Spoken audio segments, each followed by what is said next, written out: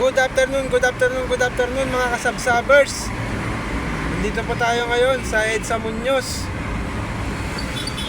Mga kasabsabers,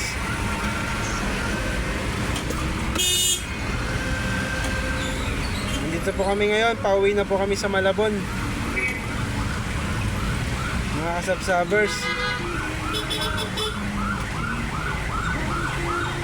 may aksidente po mga kasabsabers. Ito po, banggaan po mga kasabsabers, ang tatlo. Ayan po, tatlo banggaan mga kasabsabers, tatlo sasakyan. Kaya mag-iingat po tayo palagi mga kasabsabers sa pagmamaneho. Stop, look and listen po palagi mga kasabsabers. Sige po, mag-iingat po tayo mga kasabsabers. Hanggang sa muli po, paalam.